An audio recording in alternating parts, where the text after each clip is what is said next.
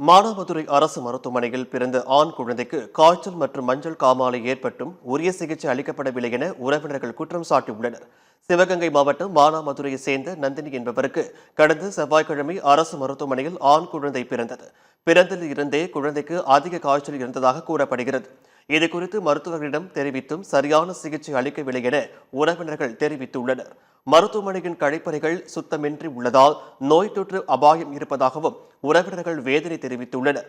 மேலும் மானாமதுரை அரசு மருத்துவமனையில் தொடர்ந்து பல்வேறு பிரச்சனைகள் நிலவி வருவதால் மாவட்ட நிர்வாகம் உரிய நடவடிக்கை எடுக்க வேண்டும் என பொதுமக்கள் கோரிக்கை விடுத்துள்ளனர்.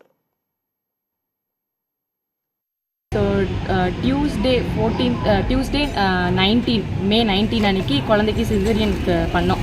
ஒரு 1:18 போல் குழந்தை பிறந்தா, பையன்தான் பிறந்தான். ஸோ இப்போ 4 days ஆச்சு குழந்தை பிறந்து. 4 daysல 3 நாளாக ஜுரம். அந்த செகண்ட் டே வந்து அந்த ஜாண்டிஸ்க்கு வந்து தடுப்பூசி போடுவாங்க. போட்டுட்டு அவங்க சொன்னாங்க ஜுரம் வரும் அப்படின்னு சொல்லிட்டு சொன்னாங்க, பார்த்துக்கணும்னு சொன்னாங்க. ஜுரம் வந்து அதிகமாக வந்துச்சு. ஸோ ஜுரம் வரதை நாங்கள் போய் இன்ஃபார்ம் பண்ணுறோம். அவங்க பண்ணும்போதெல்லாம் வந்துட்டு அப்படி தான் வரும்னு சொல்லிக்கிட்டே இருந்தாங்க. எந்த ஸ்டெப்புமே அதுக்கான எடுக்கவே இல்லை. சிவகங்கை மாவட்டம் காரைக்குடியில் பழைய அரசு மருத்துவமனையை அமைச்சர் டி.கே. பிரபு ஆய்வு செய்தார். காரைக்குடிக்கு வந்த கனிம வளம் மற்றும் சுரங்கத்துறை அமைச்சர் டி.கே. பிரபு மாநகராட்சி தூய்மை பணியாளர்கள் குடியிருப்பு பகுதியான